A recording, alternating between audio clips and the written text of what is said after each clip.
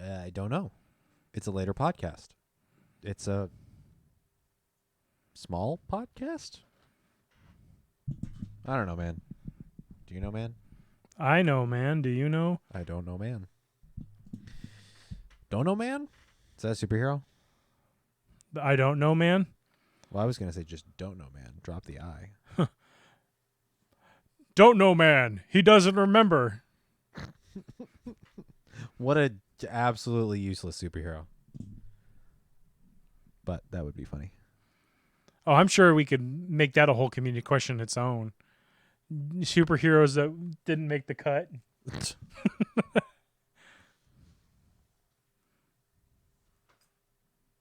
Yeah, something like that. Something like that.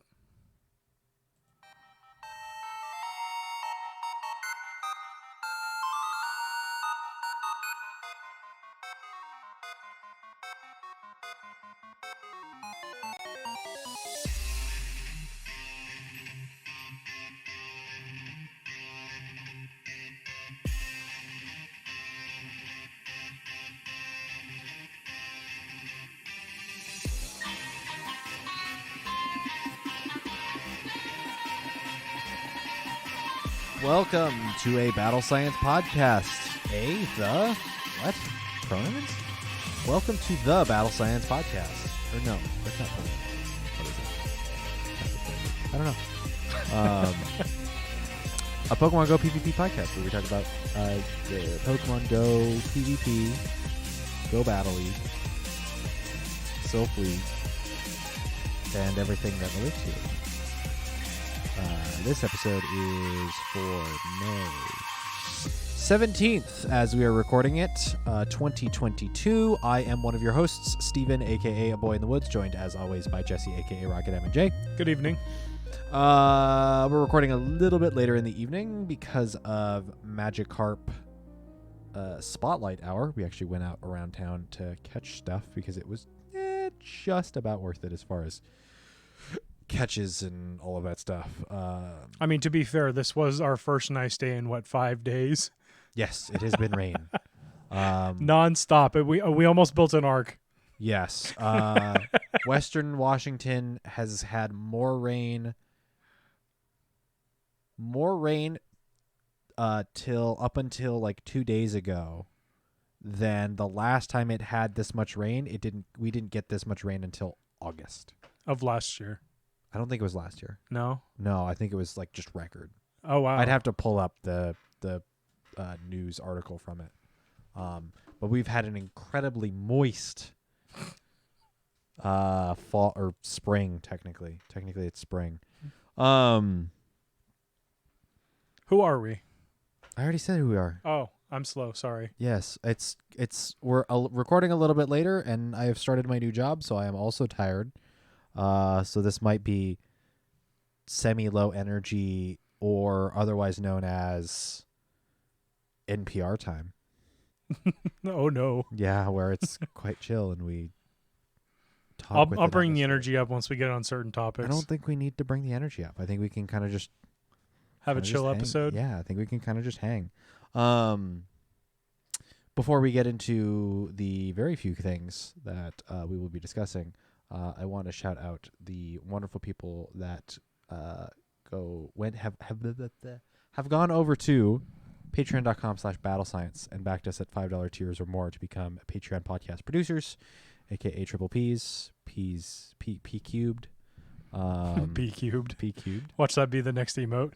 P cubed. I mean, I could do that, but we don't make emotes. I could. Watch that be the next emotes, and you're like, never happens. It's not gonna happen. Nobody subscribes to us, so why would we need Twitch emotes?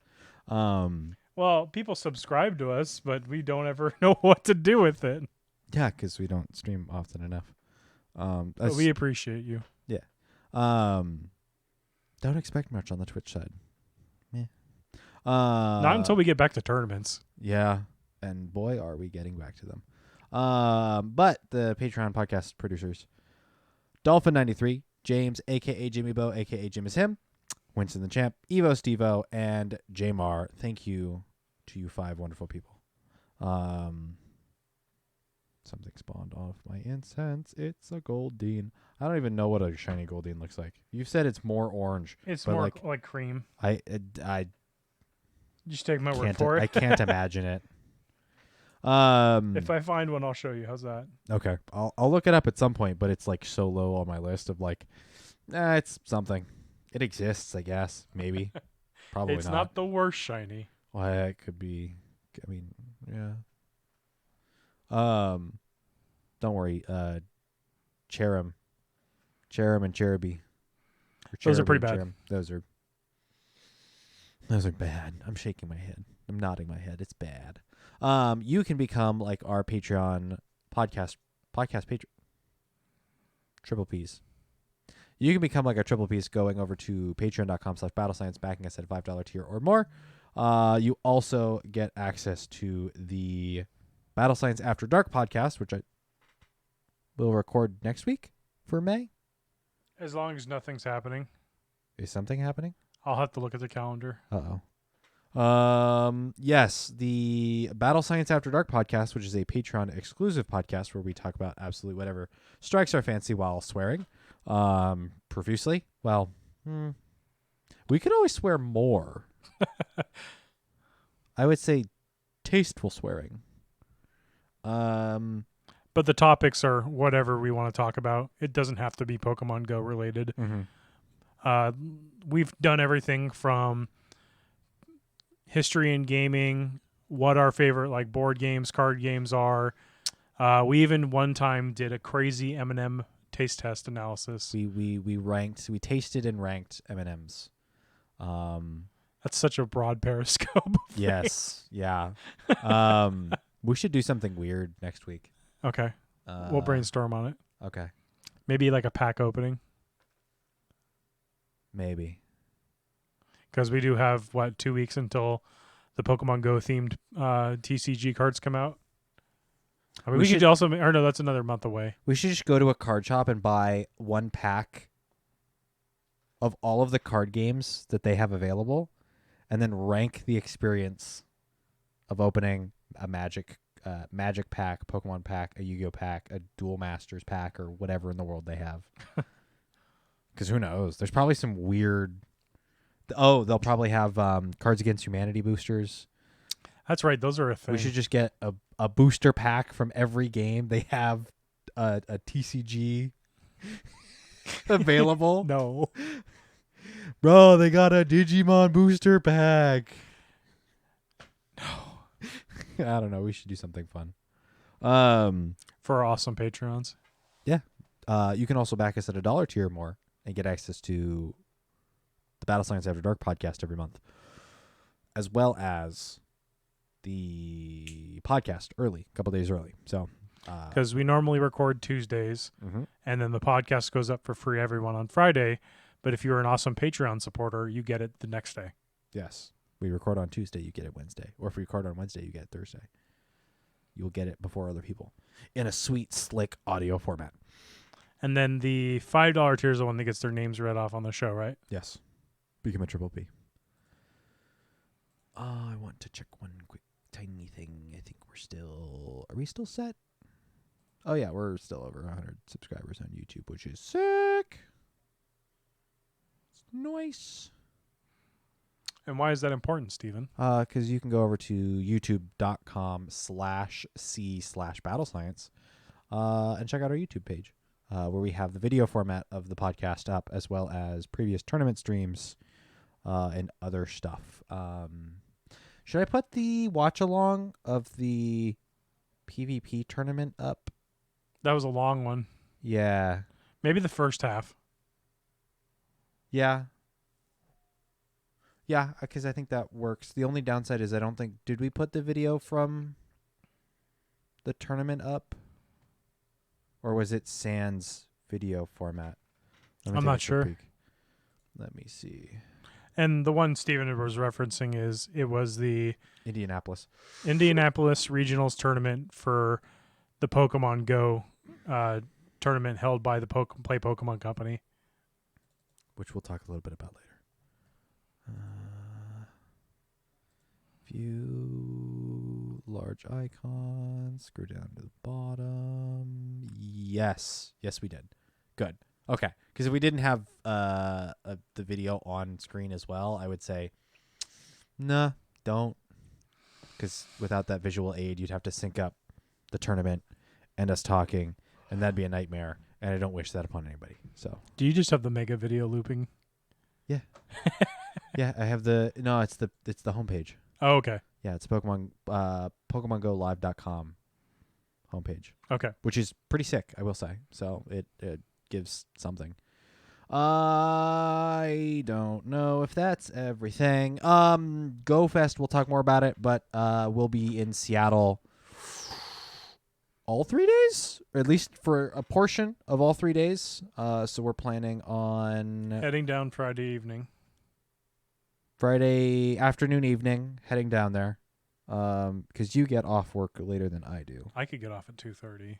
Oh. Do you just stay late? Do you just stay late? So we work our 40 hours Monday through Thursday. Uh-huh. Friday we just do 10 hours because I could just do 8. Okay. Because I was like, I get in at 6:30 and leave at 3. Yeah, you start after and leave before. Weird. I work 10-hour days. Huh. That's bizarre. We're that busy. Huh. I was gonna say, because I drive by your house to get to work. I could honk my horn, but you're not home. You're also not driving as far. No, I'm not. It's a 6-minute drive. I love it. Mine's only 12. I mean, you take the freeway. I don't have to worry about that. Yeah. I could theoretically bike, but it's uphill. And I would work them calves. I would be biking, working those calves, and then walking around all day, 12 to 1,500, or 12 to 15,000 steps after the fact. Steven doesn't miss leg days. What it sounds like. God, it's Tuesday, and I am at 22 kilometers already. This is before a dog walk. I will surpass 25 kilometers in 2 days. I will reach half of my goal in 2 out of 7 days of the week. I applaud King. No shade on King. He's getting that distance in. He was, trying to make it past 50 kilometers. But right now, bruh, I got you beat. That's the only thing I've got him beat on. That Christmas oof. You'll lose that Christmas gut in no time. No, I won't. No, I won't. Yes, we'll be at the Seattle Go Fest all 3 days. I mean, theoretically speaking, it's in Seattle Center because actually, They haven't announced anything. They haven't announced anything, but supposedly they've already reserved a portion of Seattle Center for their own events. So, asterisk Seattle. Yes. It is Seattle, but the question is it Seattle Center or is it somewhere else? Yeah, because I think once we get into the discussion about that, we can go into a little bit more. We'll be there. Come say hi. Tweet at us. Pop in the Discord. Let us know. DM, email, battlescience.podcast@gmail.com. If you want to hang out, if you have trades you want to do, if there's something you want to see, that kind of stuff. I'm trying to think if we should is there a local candy shop or something we should get something? The only thing I can think of would be to bring North Bend Bakery donuts because those are delicious. But the next biggest thing that I can think of that is Seattle is Starbucks, and that's everywhere. Yeah. Everyone has access to Starbucks. You won't have a problem finding a Starbucks in Seattle. No. But I mean, you won't have a problem finding a Starbucks anywhere. So, I don't know. Well, let's get into this. I don't have my button prepped. And I didn't start the timer either. Oops. Okay.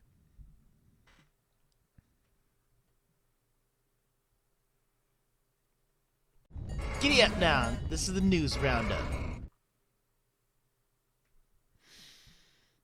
Oh, things done. Okay, cool.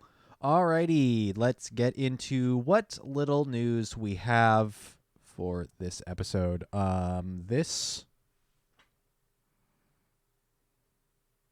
episode is in a no man's land between about halfway, a little more than halfway through the water event. Yep. Do we know what event's coming up next? We do not. Have they said? They've said It's the ending of seasonal Lola. the season of Alola. Yeah, some sort of Alolan send-off thing. Yeah, Let me but see they what haven't disclosed like spawns or anything. We do know that the 4 legendary deities will be in raids. That's about it. the fairies. Yeah. May 4th. No, May 11th, 25th, 25th. Yeah. We'll have probably get Seal. like classic for us. They'll probably announce it tomorrow. Yeah, that would. Yeah, That's part of the course. yeah, that would happen. I would be a bummer. Let's see. Upcoming events. Alola to Alola, Wednesday, May 25th to Tuesday, May 31st. So that's still a week away. So So we'll have probably a couple of days because this event, the water festival, ends on Friday or Thursday night, I think. No, you're right. Friday night. So then we'll have roughly 3 to 4 days where nothing will be happening. Yes. So Saturday, Sunday, Monday, Tuesday. Tuesday. So Wednesday to next Tuesday or to the Tuesday after. So when we record the next podcast, we'll have more information on to the next season. True. Hopefully. Because that will be the final day of the season of Alola. Yeah. So cool. Yeah, we're in a no man's land where we just don't have more information. We'll get more information as far as the next event as soon as potentially tomorrow. Yeah. Which, if you want to hop in the Discord or follow us on Twitter, we'll share that stuff. We'll share the infographics. We'll share the news posts from the Pokemon Go blog. Let's see. The current Silph meta will probably It'll still be going. it'll still be going, but the current Silph meta, the next Silph meta, I should say. The last Silph meta. Yes, before we hit into regionals and such, will be popping off. That'll honestly be announced. Today's the 17th. I think previously We'll probably the get like 18th. the teaser soon trademark logo here next week. I mean, we could honestly get it tonight.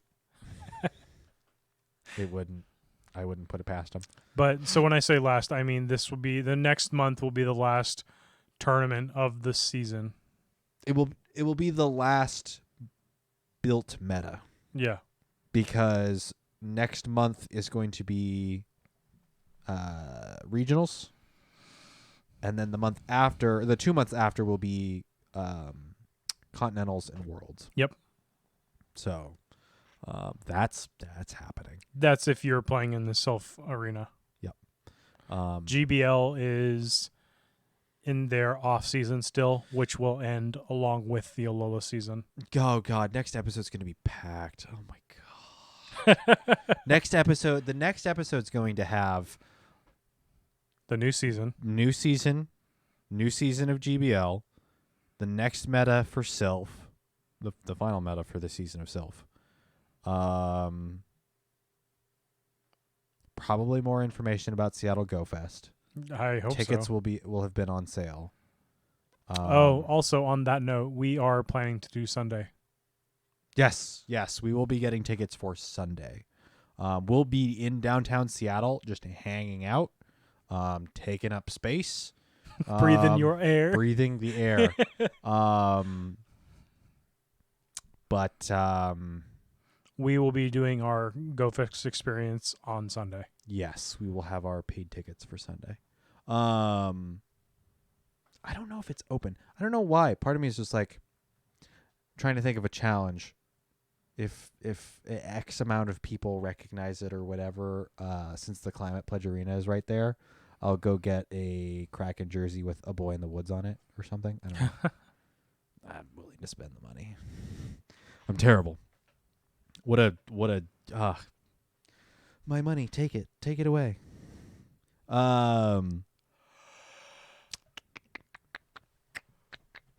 Events stuff, all of that. We're in the moist event. Realistically, like, if I didn't think we haven't missed an episode, a scheduled episode, since we started 2 years, 2+ years ago. Considering we started before the pandemic, we started in like June. July of. So we're coming up on 3 years. Yes. I don't know. I Yeah. have to go back and look at dates. I think I think it was Jamar had told us, you guys are coming up on 3 years, right? Oh. 3 years of the podcast. Yes. 4 years or so of PvP, doing PvP and streams and stuff, because we started that first Silph month, that first Silph meta. So, the boulder. I didn't want to miss an episode, but realistically, if there was ever a time where we're just like, no episode, this would have been it. Yeah. There's just not. I mean, we've got a couple fun announcements to go over tonight, but nothing game new specifically. Yep. This is all on the outside of the game. Do we want to leave the big thing that came out today for last? Sure. Okay. Do you want to do Indianapolis, or you want to do GoFest first? Let's do GoFest. I'm sure that's what people are here for. GoFest. Or as I don't think anyone else has mentioned it, but like I sometimes like to call it GoFest yourself. That's a bad pun.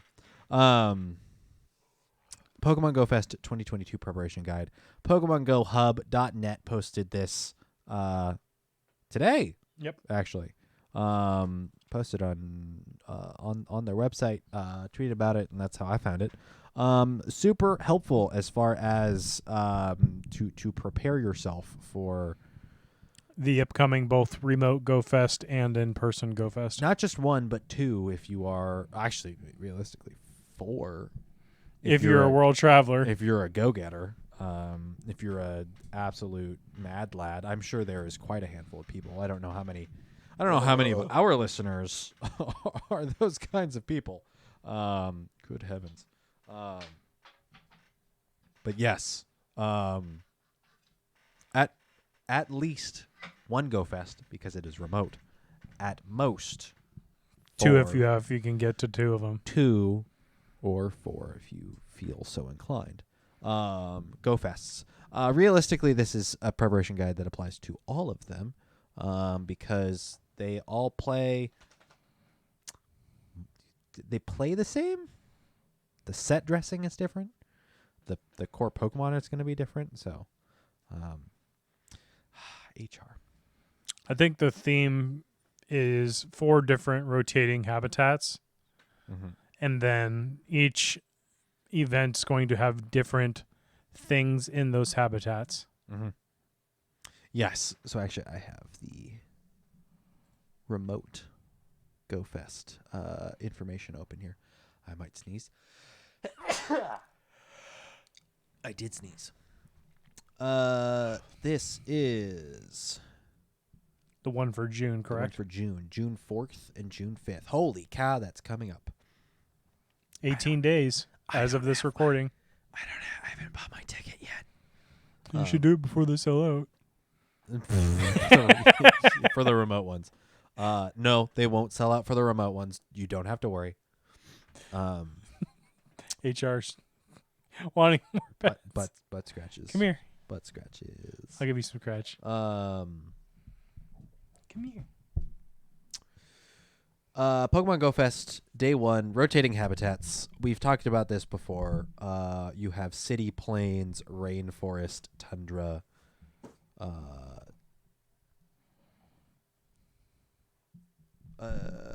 habitats. They rotate. You should see them twice, I believe. That sounds right. So you'll see each habitat twice if you play for the full duration of the event. You'll see all of these spawns again the next day, but not in habitats. You will see them all at And once. is this available for both ticket and non-ticket holders? I believe it is for ticket holders specifically. I think the habitats on Saturday are happening, but there's for everyone, but there's certain spawns that only show up for ticket holders. There are certain spawns that you will only see via incense, and I believe that's where the ticket holders Benefit. Yes.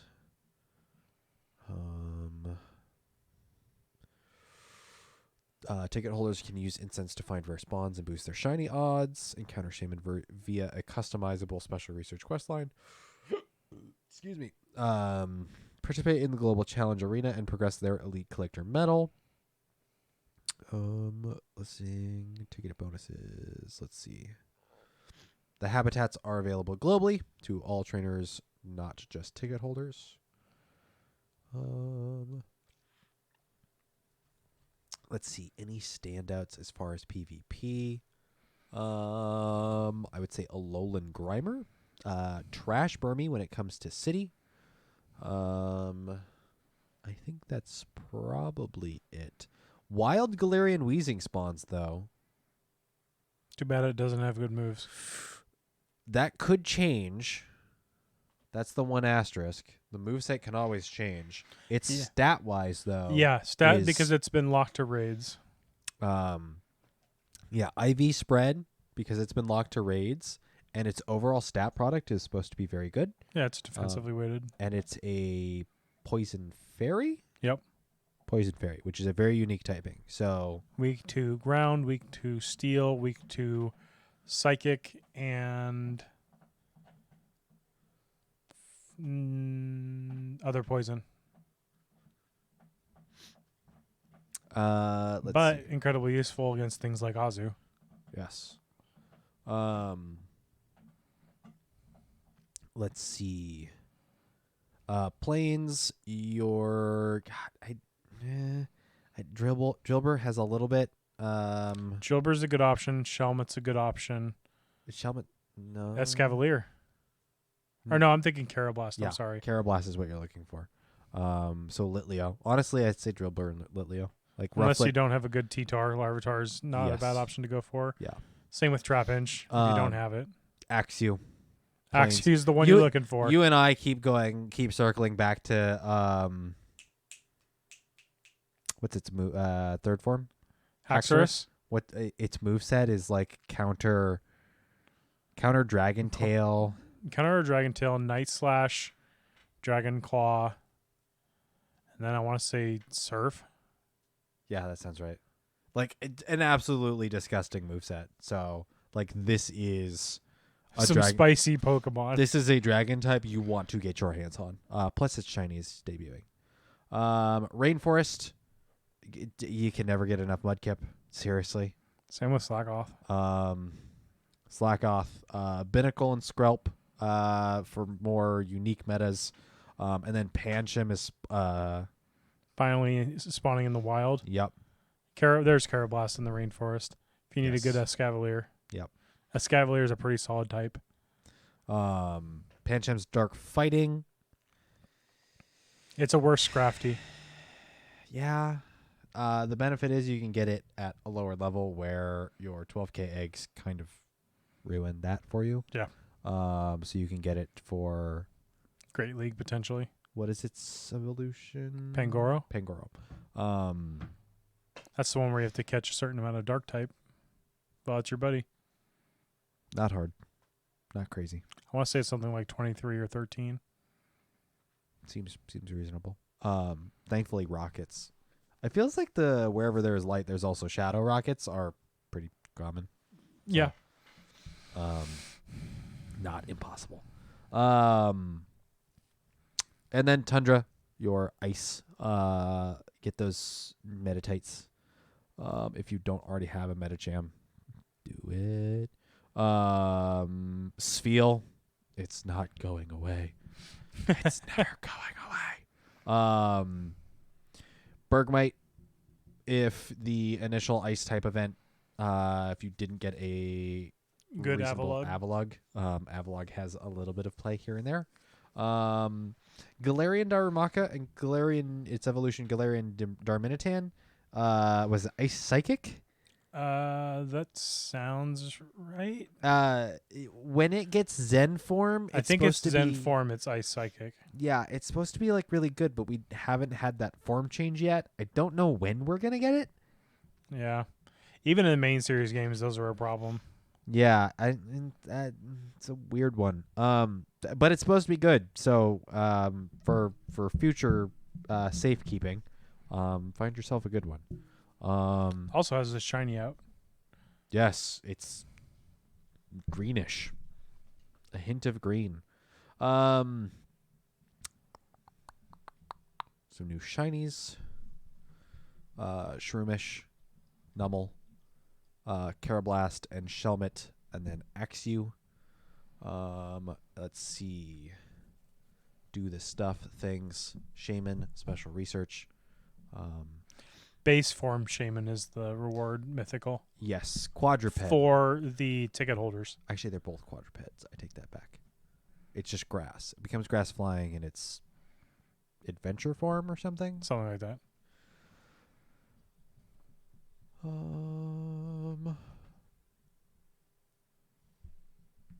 Yeah, exclusive incense spawns available to ticket holders on top of globally available rotating habitats. So, I don't know.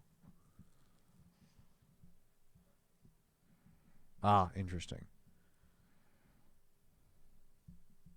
So, some of the things that are spawning normally are spawning exclusively for ticket holders. Yes. Looks like you're scrolled by. It looks like Axew is one of them. Yes. I don't quite. Pokemon Go Hub's description here is maybe a little confusing as far as it shows. It shows Axew and a couple of these included in the normal spawns anyway, and then says later on that they're exclusive incense spawns for ticket holders only. So I don't quite know what the deal is here. They might be spawning in the wild outside of incense for everyone, just very rarely. Yeah. But you might have an increased chance if you're a ticket holder with an incense.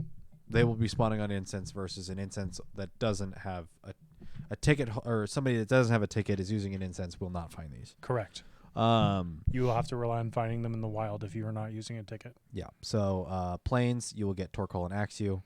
Rainforest, Tropius, and Pancham. And then Tundra, Mr. Mime, Galarian, and Galarian Darumaka. So you'll actually get some regionals here. Yeah, the two regionals being Torkoal and Tropius. Torkoal, Tropius, and Mr. Mime, Galarian. You're right. It? You're right. You could pay to get that from a previous event, but it was. Well, I don't think it's even a regional. Mr. Mime is a regional. Galarian Mr. Mime is not a regional? No. That's just been an event paywalled Pokemon. Let me see if I can see if this has a link. It's not been in raids. It's been in event researches.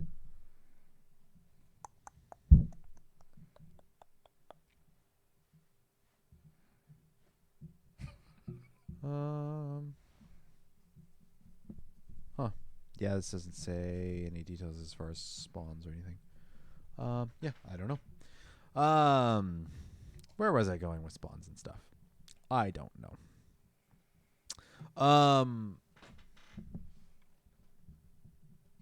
I would say this is required reading as far as the Pokemon Go Hub, the Go Fest preparation. I read through most, if not all of this. I don't remember if I got to the end of it. But it's basically manage your items, manage your box space. Like they say multiple times, be brutal with your box space. Like, unless you're willing to shell out. Yeah, and expand your box space, or it's already expanded. So the keynotes on this page: which items to bring to GoFest, make a shiny checklist, Pokemon storage space, batteries, chargers, and phones, suitable clothing for GoFest, food and drink, last-minute preparations, general tips and tricks, mega evolutions, and reminders for ticket holders. I did not finish reading it because I didn't get to Mega. It's basically what I've been telling everybody since we've got megas. If there's something that you're going to go catch for specifically, use a mega. I did like the general tips and tricks section I was looking. No. Couple of things they say. Learn the quick catch method if your goal is just to catch everything. We've talked about it before. There are links to showcase how to do that if you are unfamiliar with what the quick catch method is. Another nifty tip is if you are just shiny checking Pokemon, when you are near a cluster, if you click on the Pokemon, it turns to face you. So that way you can tell which ones you've already checked if you're just running from them. And then prioritize things like incense spawns over regular because they have a much shorter time duration than Pokemon that are just there on the map. Same with the lures. Kind of prioritize those if you can. It's a little bit harder to tell which ones are lures, which ones are wild spawns, though. So just if it's on the ring, just assume it's in the Pokestop ring, assume it's a lure spawn. Sorry. But overall, a good guide. Some of the recommended catches: Unknown's BGUO, along with Tropius, Torkoal, and Axew. Galarian Mime, Weezing, and Darumaka, Clink, and Pancham will also be appearing in the wild for the first time. So all this information that you could need to know in this guide, thankfully, from Pokemon Go HubNet. Galarian Darumaka has spawned in the wild before. Very lightly. Okay. I want to say it showed up in an event previously, so. The rest of them have not. The rest of them have either been raids or event. Raids. Yeah, definitely a good overall eggs. thing that I will be pushing for probably the next couple of weeks, maybe once a day a week, just for people to read it. Because they do go over a lot of the stuff that I can guarantee you I'm going to go into our local chat and we'll have 50 people asking me the same question. So I will just throw this guide at them. I think the only thing that this guide won't tell them is where to play. Yeah. Yeah, because it's going to depend as far as if you want. So day one is spawns. And they've phrased that you can change if you want PvP, if you want catching. Oh, yes, the enhanced ticket or whatever. Or no, the GoFest experience. The research, you can change what your focus is. Now no one really knows what that means, what the rewards are, if that then removes like additional battles from your overworld, what have you. Yeah, because we haven't been given too much details on that yet. No. I don't know how soon beforehand we'll have like data mined information as far as if rewards are any different or anything. Yeah. I don't think they would be. Usually they'll do it once it gets to APAC. And it'll go up within an hour. That's still tight window. 12 hours ahead for us. For us, that's a ways, but that's not ideal as far as planning ahead and figuring out what you're going to do. I would say if you're someone that can go out somewhere, so like for us locally, we have a couple major cities that we can go to. We also have just locally we can hang out. We'll see what we end up wanting to do with the group. But I think overall, if you can go out and you're somewhere that you can go places, take the opportunity to go meet some new people. It is always awkward to go out into somewhere you're not familiar with. Like for us, I think maybe going out to like Kirkland, it would be a little awkward, but we know people there. Mm-hmm. But we know people when we've been there for community days previously. Right. If we do Kirkland, Juanita, I think it's Juanita. I think their big one's Big Fin Hill Park. Which one's that one? It's a little bit more north of Juanita. Okay. But it's like a big park like Crossroads. We've done Redmond. We've done Redmond before. Yeah, Marymore's always great. Marymore's great. Downtown Redmond was... What were we down there Mudkip. for? You were down there for the rerun of Mudkip. Right, the rerun Mudkip event, which I think... It was pretty good. The mall. Yeah, I honestly, I think there... and part of that downtown Redmond works well. Yeah, especially that nice new open space they got there right in the middle. Yeah.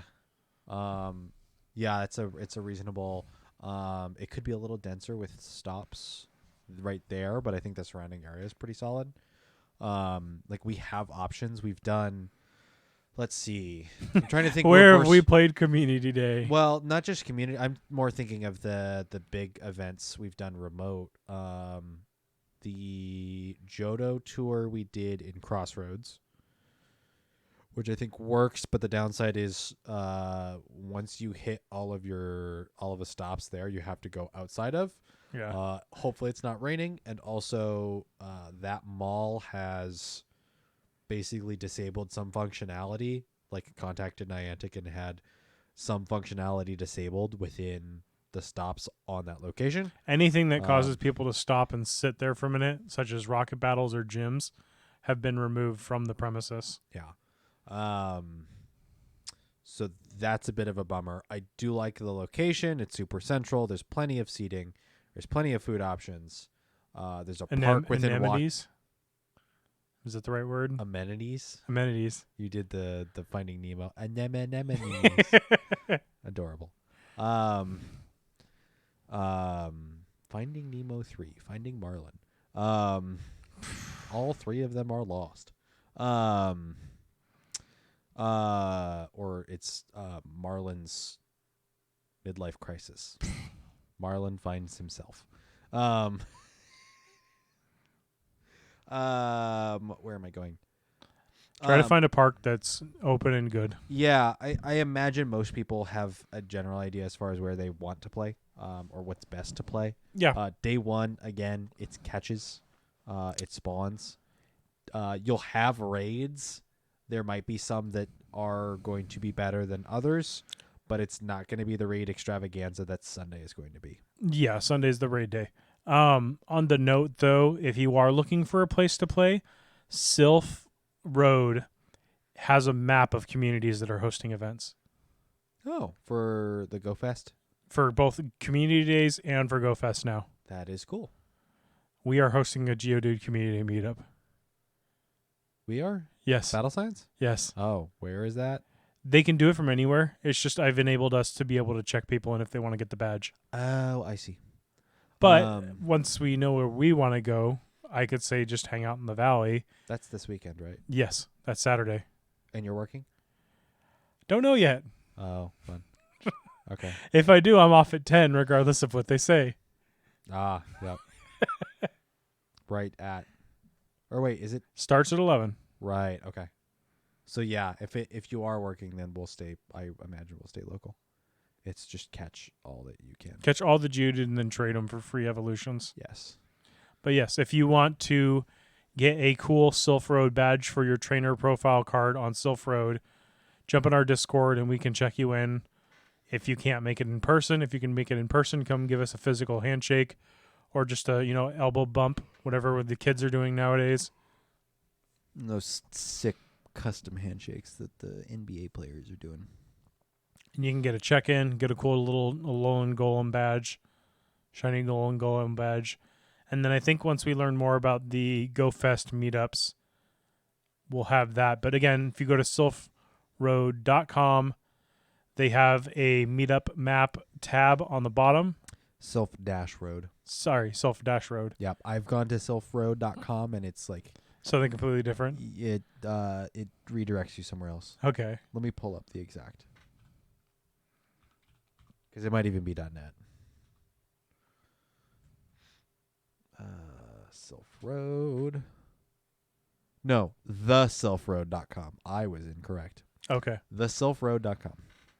But yes, they have a nice little, along with all of their awesome guides that they do for hatches, all your raid boss tools, and what your encounter rewards are for research when you complete. If you've never been to their website, go check it out. It's really awesome. They've been around since the beginning of Pokemon Go, and probably one of the best free resources that you can use to get information about the game. Let's see.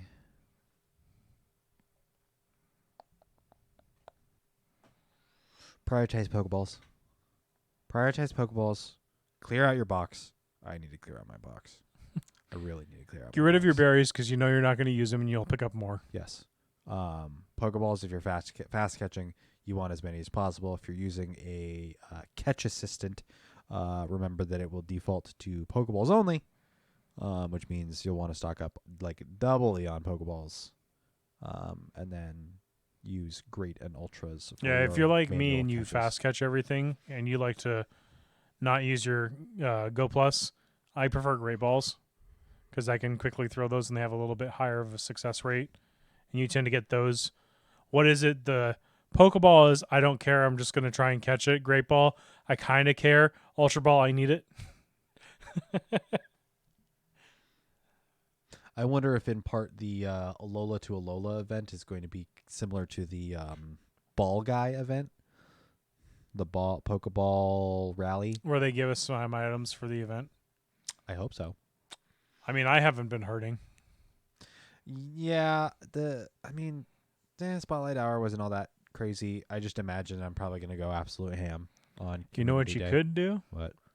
Open gifts. Yep. Yeah, I guess I could do that. That's a thing. That's a You get thing I 20 could a do. day. And if there's 5 Pokeballs a gift, how much is that, Steven? That's 100 Pokeballs a day. I was going to say 12. Prepare yourselves. Just prepare. Is your body Reggie? Prepare. But the thing number 2, because it happened between podcast episodes, I think, right? Sounds right. Since I started work, my brain is now operating on other weird stuff. My good time things. The Pokemon Go tournament from the 2022 Pokemon Indianapolis Regionals happened. Goodness, let's see. This was streamed live on May 8th, so week and a half ago. Week and change. A week and change. If you're listening to the audio version of this, it's 2 weeks.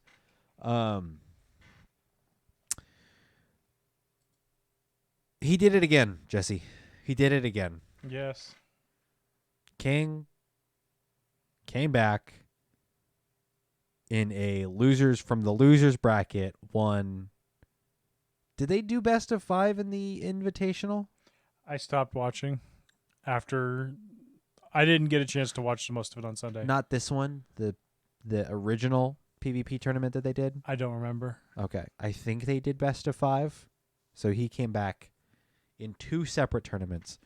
Came back. I am calling him the Comeback King, and spelled Keing. Because boy howdy, he's starting to make a habit of it. What's my? I'm trying to remember my turn of phrase. It's once is an anomaly, twice is something, 3 times is a pattern. He's done it twice now. If he does it a 3rd time, bruh's got a problem. You need to not lose. I mean, or you do need to lose To win. to win.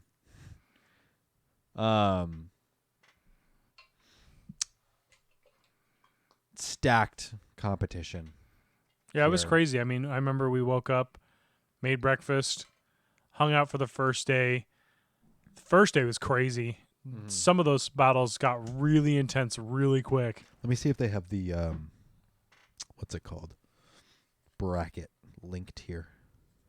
If anything, you can jump in the live feed and check it. They don't. Oh, Discord. It was posted in Discord thanks to That's Spalek. right. Spalek posted it in Discord. Sweet. Is General it? chat. General. Cool. Gotta go find it. He's hydrating. Watch yourself. Watch out, everybody. Jesse's hydrated. Moist. Iomero put up some fantastic battles. Let's see. That is the final stage. We're going to go group stage. See if any other names stand out. Mr. Dr. Pants. Sono Roman, butchering that name. Spanish player, highly ranked, very highly ranked. Went over to Indianapolis and participated. Put up some Crazy battles. crazy battles.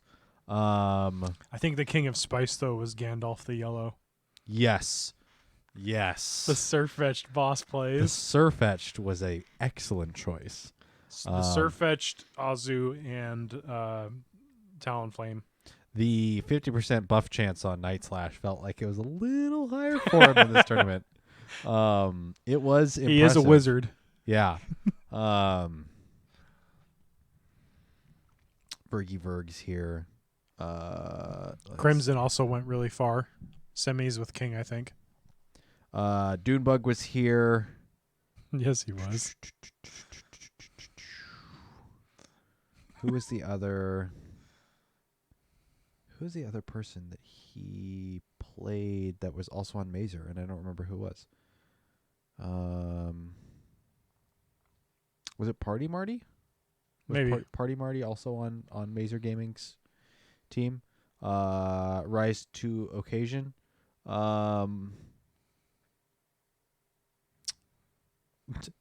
Kaiser Tenor. I don't know if that's still Kaiser Niner or not. I couldn't tell you. Yeah, Crimson K19 was here. Yeah, there was some great plays here. And of course, with a double elimination group stage, we only saw a small fraction of the players and a small fraction of the teams. What was it? Swap City or CMP City? I don't remember. Probably Swap City.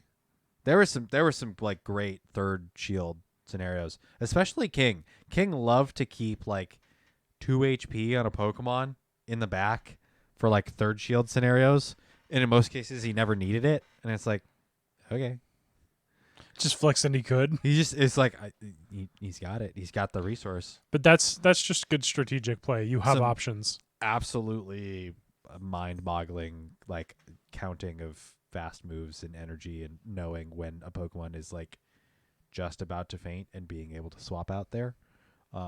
Just plays on everybody's part. Absolutely wild. So, the one downside is challenge. Like, you'll see the whole bracket. You don't know what the teams are. I wish I could see teams of 6 here. I'm sure they have VODs of the tournament. Right, but again, you only see a fraction of the amount of the True. players. You don't get to see everybody play. They don't stream. They only have a video on demand of the thing that they streamed. So That's true. unless I can click on a name and it shows more information. No, it does not. It does not. That is a bummer. Great job to the shoutcasters and to Yes. everybody on the tech side. Yes, I believe, let's see, so Speediest and 2-0 Butters, I think, reprised shoutcasting roles. Wholesome and DeFi, Yep. I think, were the 2 new shoutcasters. Both great additions. I think Play Pokemon has chosen fantastic Representatives. shoutcasters. Yeah, fantastic representatives, fantastic shoutcasters, who have both been able to talk about the games as they're being played, but also break down some of the core mechanics, because Pokemon Go is on this big stage for the first time this competitive cycle. They've broken down some of the core mechanics, explained some of the things that are more beginner friendly. Yeah, to they Pokemon did. Go. They did simplify a lot of stuff, but made it very easily and very approachable. A lot of people that were just coming in seeing Pokemon Go PvP played at this level came in going, okay, well, Umbreon was definitely a good takeaway. I should build an Umbreon. Mm-hmm. Or Defense Deoxys next time it comes around. I should make an effort to get one of these. Azumarill all over the place. Yeah. They're able to. I would say both new players and current players are able to Appreciate the way it was presented. Yes, exactly. And as previously, the visuals for the stream in general is also pretty darn crispy. So, I will say big props to that Put whole crew. Pokemon in their team. Yeah, they've done fantastic jobs. I haven't watched what I really should do, having no knowledge of what the TCG is like, is try watching the TCG like day one tournament and see if I get anywhere near the amount of do I get that same feedback as I don't know anything. Right. I don't know anything about how the TCG is played. Are you guys explaining some of the rules as you go through some of the streams? Right. The VGC, having played the games, I have a bit more knowledge. The like metas of the VGC, I'm gonna have absolutely no idea about. But I think that one might be a little bit more complicated of the three, though. Yeah, the VGCs. But the TCG, I think, is something that might be a little more interesting as far as breaking that down. I think the TGCs play a lot like Magic in the sense that they're thematic. The decks are built to do something or power up one thing or have a concept that they sort of, a lot like Magic. Like we build mill decks, we build infect decks, we build aggro walls. Yeah. All these terms that other people might not know. Something similar in VGC or in the TCG, I imagine. Yeah. I tap all my mana and remove my hat. Or actually, no, in the case of Pokemon, it'd be I tap all my mana and turn my hat backwards. Look at me being all cheesy. I think they call it energy in TCG. Yes, I believe so too. I believe you are correct. Also, fun fact, I don't know if you saw in the chat there, the Pokemon Go TCG set, they are not selling in individual booster packs. They're only selling it in... Really? They're only selling it in ETBs, in the like box things with like big cards and packs. They might be... From what I could see, someone has a booster box from Japan that they're selling it potentially in booster packs, but only in Japan and not North America. That might be because the North American card craze is a little bit bigger. And they can they can potentially upsell the like the themes, the sets, the elite trainer boxes, all of that other stuff. Also by starving us of boosters. Yeah, or something. I have no idea. It also might be something that the Pokemon Go might not be Play Pokemon certified. Okay. That set might be excluded from the meta. I don't know. I remember talking with I think it was Winston in our Discord, saying that even the TCG players are excited for this set because it brings in people like you that are interested now in learning the TCG. Yeah. It targets a specific audience that for people like me that just want to collect specific cards. And then it also could shake up the meta if it is allowed, if certain cards are allowed in. Yeah. The last part I have absolutely no idea, but I do know that the Pokemon Center has the, I believe, ETB, the ETB Plus, which is exclusive to the Pokemon Center, which has more packs, or it is bigger. And then the shiny Eevee, what do they call it? Shimmering Eevee, I think is what it is. Big card set is available for pre-order on the Pokemon Center. The Shining Eevee starts at $40. The ETB Plus is $60.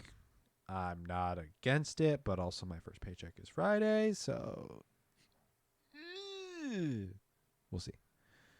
I'll have to see what's on the... Actually, you know what? I should just see what's on the credit card. The credit card I can pay back later. Chat, tell me not to do it. Tell me no. You can tell me yes. I think that's it for that. Do you want to? We're getting into big news. Yes. Big-ish news. Big-ish news. Yeah. The big squish news. Niantic sponsors the Silph Road. Yes, you heard me right. Niantic is excited to announce our new sponsorship of the Silph Road, a grassroots network of trainers whose communities span the globe. This was posted May 17th, 2022, so earlier today as we're recording this, at approximately 3:20 p.m. Pacific Standard Time. Weird timing, but okay. Well, they had to get the other announcement out of the way about being able to buy ticket events for your friends. Yeah, I guess. This isn't even on the Pokemon blog. This is the Niantic blog. Yes. This is like Niantic's support blog. So realistically, if somebody else hadn't seen it and shared it, no one would know. But everyone made a big deal out of this Yes. because this is something from the beginning of the game we have wanted to see. This is at least a medium-sized deal. At the very least. And some of you may be going, what's the Silph Road? But if you're listening to us by now, I would hope you know. We talked about it earlier. It has so the Silph Road, if you are unfamiliar, is the silphroad.com. That is the SILPH. If you haven't played the original games, you wouldn't know what Silph is. It is a reference to the video games. So the silphroad.com. You can find your shiny rates, your GBL rewards, your raids, actually with fun, more information as to, I think, potentially movesets, how easy it is as far as the number of players you have, etc. Your tasks, so what tasks both per season as well as per event, and what rewards there are for them as far as Pokemon rewards for research, your rocket team compositions, a nest atlas that no one uses anymore.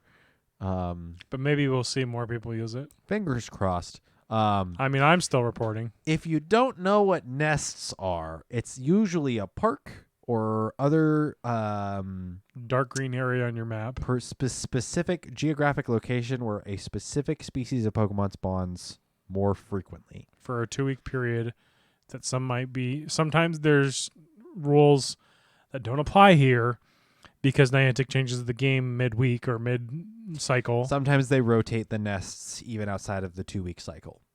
But Why don't you go ahead and click on it real quick? asterisk, the nesting Pokemon is a subset of all available Pokemon. Outside of 10, 12K egg spawns. And the other thing to note, where is it putting me? Harrisburg. Interesting.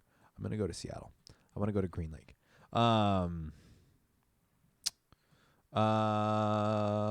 knows actually if Green Lake is even updated now that I say that. It should be. Am I in the right spot? Is that Green Lake? No. No. That's another park.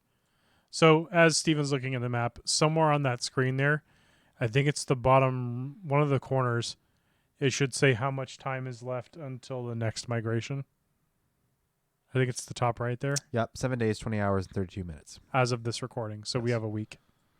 Where is Green It's Lake? right there. There it is. It's above. Green Lake is a Miltank nest. Confirmed.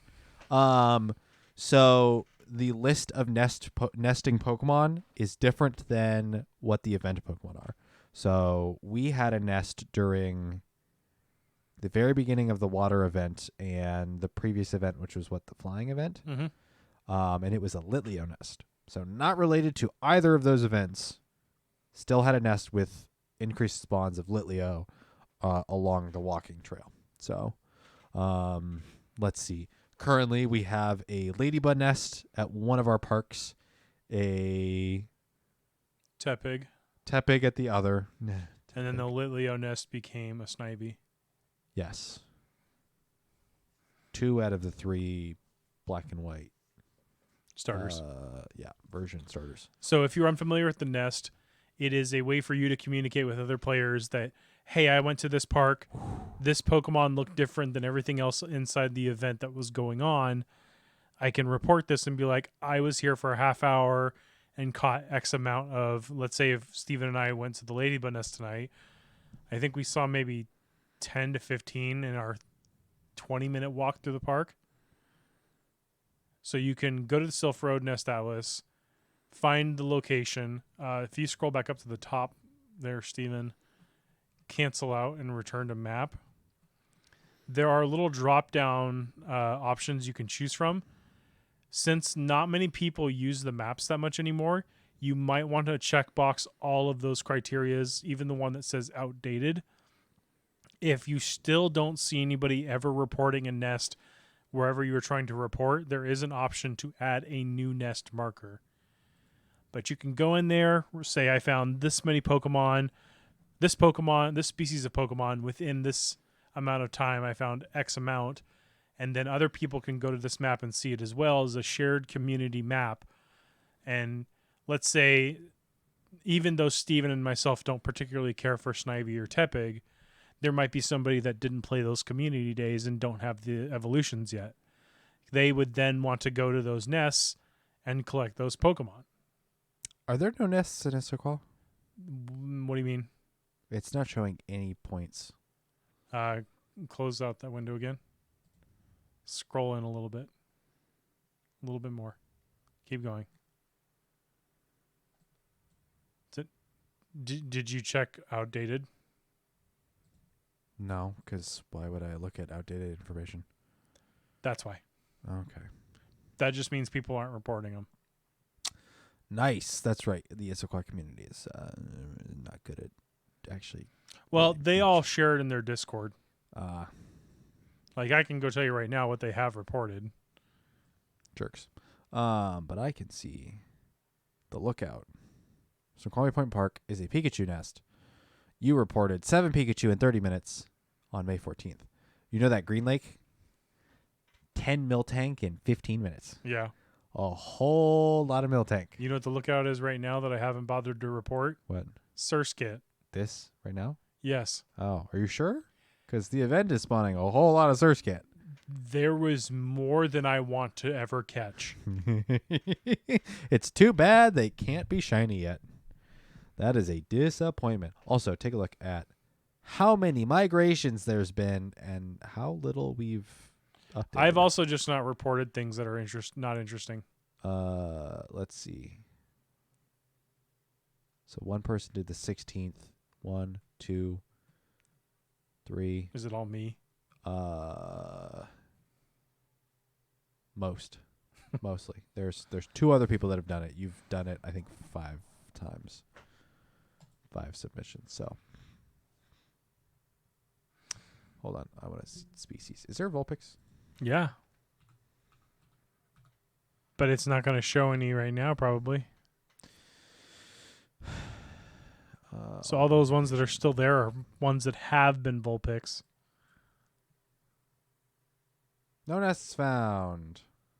Ekans has been confirmed. I'm sad. I miss Vulpix. But anyways, Silph Road. Silph Road. Nifty little features. When used with more of the community, can be great helps. Today's news, league maps. So if you are looking for the Silph.gg, the Silph League tournaments, the league map will also help you find those. Oh, goodness. Look at that disparity in the Midwest. Sorry, Midwest. Oh, the Pack NW. Billings, Montana. Anything? Hey, Billings. Pokemon Go Billings MT. They exist. It's a thing. That's cool. Is us here? Yeah, look at us. Look at us. Read that description. Battle Science is a Discord chat server with 117 members. Community has hosted several local Silph.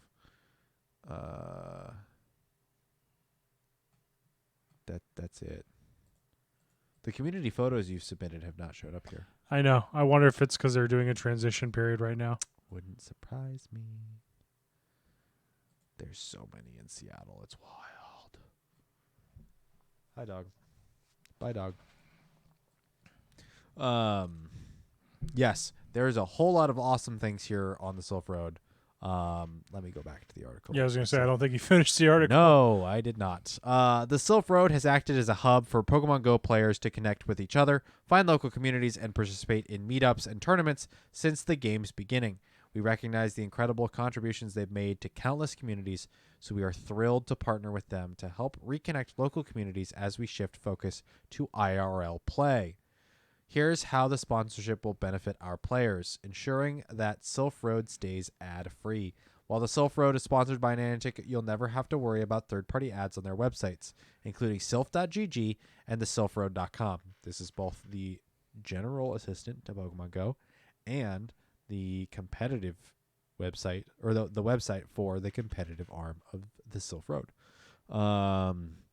Development of new ways to connect players to Niantic and each other. We're creating new ways for players to meet, play, and talk to each other to help reconnect local communities and create avenues for Niantic to support them. It's kind of vague, but we have a friend chat as well as a if you're online marker and other stuff. There's a chance we see some sort of link between your Silph Trainer card and your Pokemon Go account. Pokemon Go account. Wouldn't that be nice to have that card in game? Your Silph Trainer card in game, so people can quickly look at your. It would be cool. It would be cool. I don't know. Ooh, or like community badges on the map in game. Yeah, if you were able to like send a gift to somebody with a sticker, and then it would be like, oh yeah, here's your badge for X Community Day. That would be cool. Let's see. A new community ambassador program created and maintained by Niantic will be working with Silph Road to launch a brand new program that provides perks and rewards for active communities and their leaders who run in-person events. Keep your eyes peeled for more news on this program and how you can join.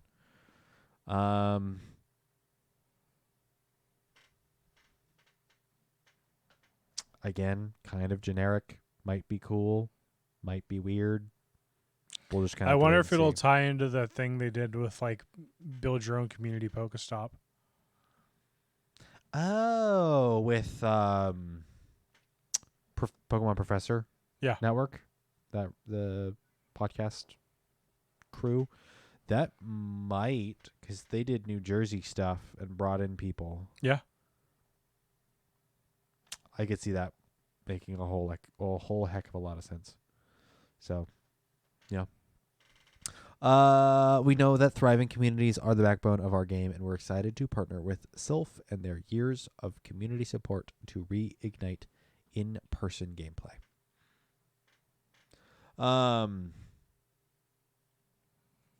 I think this is at the very least, a nod to all that the Silph Road has done for the Pokemon Go community. And then on top of that, what the Silph League has done for PvP, and really They've keeping a large portion of this community interested in the game for a very long time. for free. Yeah. They've I don't think they've done any fundraising. I don't think they've done any. They've just operated. Yeah. They've just done a thing. It's community run between the Silph Road and the Silph League. And I can't think of a time that we've never had an issue looking up any information we ever needed to know. Every once in a while, the website's slow, but that's every website. The traffic, especially during like big tournaments, people constantly trying to get to the info. The Silph League website has gone down several times. Man. During big tournaments. God, it's been a while. Thank you for that reminder. Those are fun. I can't imagine their server side admins. Yeah, because we crashed it at Portland like 3 or 4 times. Yeah. All of those big tournaments will crash it because it's not only us at the tournament looking at it. If they're it's Twitch people streaming it and from exclamation point bracket and here's the link for the bracket. Everybody clicks on it. Yeah. An inadvertent DDoS attack.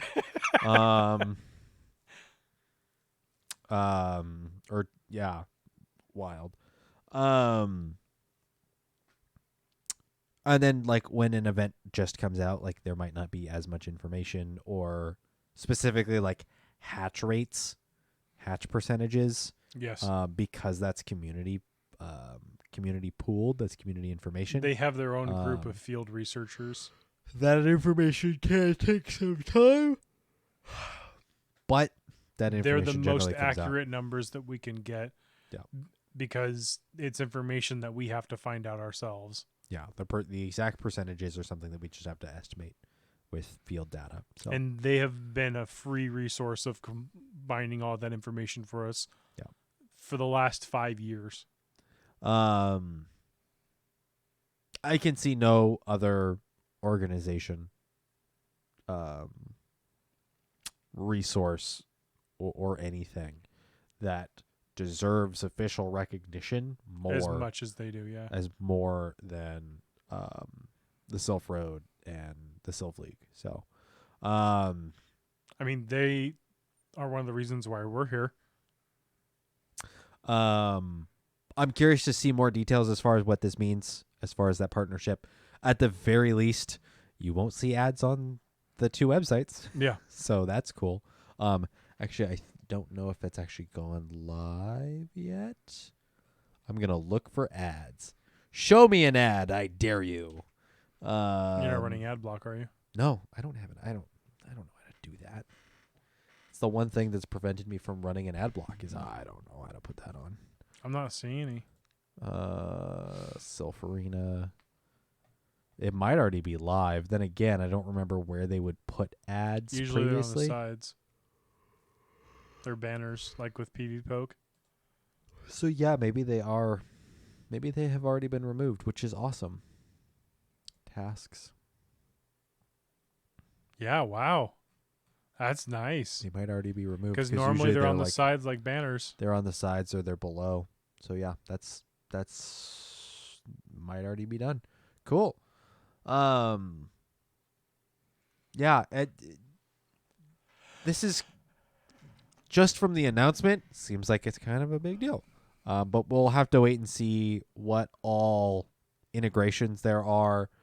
This, as I was telling Jesse before, limit your expectations. This is more of this is what they call a sponsorship, more of a partnership communication. I imagine it's more like their affiliated content creators, where they'll give bits of information ahead of time, so that they can be prepared for like an embargo, where they can release information at a set time. They'll know information ahead of time, but they can release that information or whatever particular information at a particular time for the public. Basically be able to coincide with the official announcements. Exactly. So that we're not only looking at PokemonGoLive.com for blog posts or a push notification in game. You can find it at the Silph Road. You can find it on videos from partnered content creators, et cetera, et cetera. I honestly think this is something that should have happened a long time ago. This is something that we would always talk about, saying, the Silph Arena, the Silph Arena and GBL were two separate entities that wouldn't necessarily work together. I mean, that's not something that will happen moving forward, but knowing that they are both working together more or less is a big step in the right way. Yes, I don't want to say it's one particular person, but they did just hire their new community manager. Mm-hmm. Who from the interview with Trainer Tips seems to have a great handle on what we'd all like to see. what we would all like to see as a player of the game previous to being a Niantic employee. I don't want to say it's just them. I'm sure there's an entire team that's working on this kind of stuff. And I imagine it could have been anyone there at Niantic that was like, hey, maybe we should do this. Or a content creator that's partnered with them in any of their sit-down conversations. Be like, hey, these guys are great. You do know that, like, you put out a game that's not even at 1.0. And these guys kind of like Support it. put the game on their back and allowed a community to thrive where we would have struggled for a very long time. Yeah. Another Without example these of this I could resources. think of would be PV Poke. We would. I- it would be a much I would be terrified to see the Wild West of tumbleweed of what PvP looks like without something like PV Poke. Maybe they're next. I mean, maybe. I don't know. Them or Go Stadium. Yeah, I know PV Poke, I think, is operating off of a Patreon, potentially. Dog, you know I love you, but I'm in the middle of stuff. I will pet you and I will walk you and I will love you in about 15 to 20 minutes.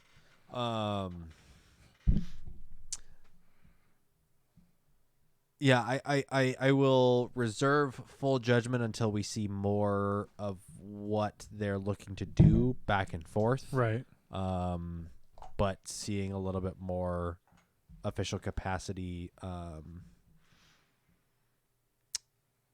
communication between the two Right. is huge. So he's patient. I know. Don't let him jump on you, though. The small wag. I think that's it. You want to wrap up with a community question? Yes, let's go over the previous community question. Let me hit button. We're actually running not a full 2 hours like we normally do, but not all that much shorter. So, our community question from last episode was, if you could pick, nope, I take that back. That's not right. It's under the Charizard. What are your thoughts / opinions on the Mega rework? Are you enjoying it? Is it better or is it still blah? I honestly think everyone gives it at least 1, if not 2 thumbs up. Between the other chats and Twitter, I think we've got 5 or 6 thumbs up or people that said they like it. But I think, as always, our Discord peeps are the best insight for how we operate. I'm going to simplify it because Jamar and Winston basically say the same things. They weren't doing megas before and they are now. They themselves. They themselves. Jamar says, I'm actually utilizing and preparing my megas for future grinds to have that extra XL drop. And Winston says, within the first week or so of that event, I've already evolved more things in the last week than I had in the previous year. I didn't even do mega raids ever before after the initial wave and wanting to mega the Kanto starters. So it's definitely made me more interested in that. Not needing a group of 5 to 6 to beat a boss is nice too. Yeah, it's legitimately usable. Yes. I don't want to say that the game needs to move away from these group activities because they really want like the raids and stuff to like come together. And I think honestly, the Mega Latios kind of showcase some of that within our group as far as like the community still willing to kind of get together. But we've got a long way to go before we go back to like the first, 2-3 years of the game and that kind of community cooperation. I think the biggest argument to be made here is people still saying, I imagine this will change when they do inevitably raise the price back up on remote raid passes, like they have stated they are going to do. Or if they remove them altogether. I don't think they'll remove them altogether. I think they'll make them double the price they are now, 200 a pass. They had them at 200 a pass before? No, but they initially said that that's something that they were going to do after the pandemic. But the argument right now currently is why would I join remote, or why should I not join remote when I could save that in gas money? For some people like us in rural areas that actually have to drive a quarter of a mile to get from one raid to the next. Yeah. With how gas prices are and inflation and all this fun stuff right now, it's more incredibly beneficial to just remote, pay $1. Mm-hmm. And you don't even have to go into your community. You can play from wherever. Pardon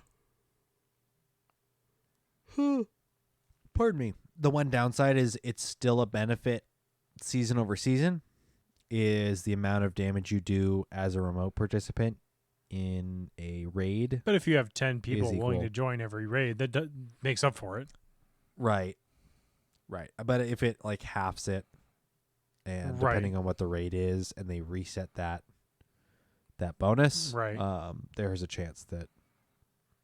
Then I think that's when you start hearing people complain a little bit louder. Yeah. Also, if you're contributing less damage, but you have to pay double the price for the remote raid pass, I don't know. Yeah, I mean, you're able to do more raids. Yeah, and I think that's the incentive with this season, with them giving out 2 daily regular passes per day. And I constantly find myself not even using them because I just can never get to a raid I want to do in time. I maybe get to 1 a day. They're looking for data. Yes, They're looking for data. Sure. If they give those raid passes, how many people are using them? If they're making it a better incentive to go do raids, how many people are actually going and doing raids? Yeah, I mean, for me personally, it's can I get to a gym either on my way home or during work that I can do in person versus getting invited remotely. Like for this cycle right now, I only care for Lapras and Tapu Fini. With Tapu Fini, I have to actually have other people help me. With Lapras, I can do it myself. The unfortunate thing is Lapras is not a very common raid right now. It's cluttered with Ludicolo, Azumarill, and Feraligatr. And I'm sorry, but no one wants those. Oh, and a Alolan Raichu. Which is cool. It is, but... So, yeah, I think the Megas I have been using... I try to Mega Evolve something every day. With the water event, I've been rotating between the different water ones to get the bonuses. If I were doing raid hour tomorrow would be my off day for a water, and I would run something like a Venusaur to get the bonuses for the raid night. But I'm going to be busy, so. Do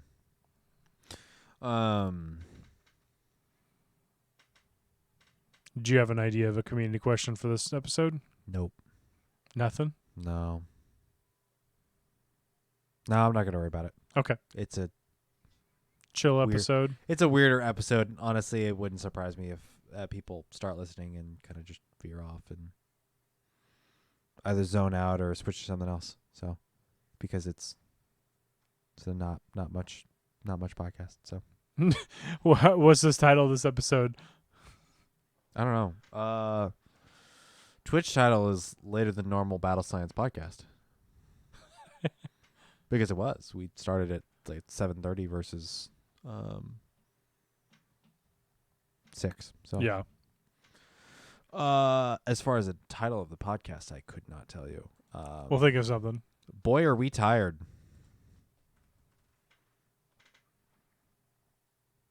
No. No.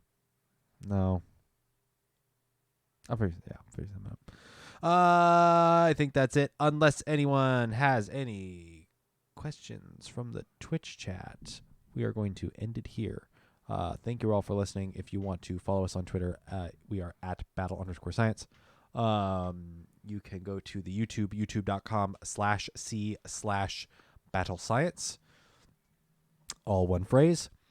No spaces, no characters there. You can email us at battlescience.podcast@gmail.com. You can join the Discord. I would read the link, but you can find it in the description. It shouldn't have changed. If it has, again, reach out to me. If the Discord link is broken, it has broken itself at least once, potentially twice before. I didn't don't do mind it. I don't mind updating it. It's just every once in a while when you generate the link for people to join, you can generate a shareable link to only be active for a certain period of time. Normally, I'm pretty good about making sure it doesn't expire if it's something I don't want it to expire. Yeah, I don't know what the quirks are about it. Recently, it seems to be pretty solid and static. So, if you want to join a Silph League tournament for next month, for the month of June, we'll host one of those. We are in the middle of Firefly Cup. We have opinions. We didn't talk about them here. Maybe we'll talk about them either next month or in the B-SAD. Because I thought it would be good. It's less so, to keep it short and sweet. Find us, come say hi. GoFest in July. We will be down in Seattle. GoFest remote. We will be hanging out, doing stuff in our local area. If you are within our local area, feel free to reach out. We currently don't have plans, so am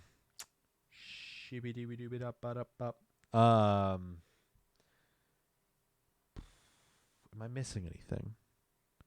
Are you missing anything? Not that I can think of. Do you know where your children are? I don't have any. Good. Not necessarily good that you don't have any children, but that you know that you don't have to know where your children are because you don't have any. Parker, I love you. I am about to pet you, and we'll go on a walk here in a moment. But first, I have to say to all of you listening, thank you, and we will catch you out there on the battlefield. Bye.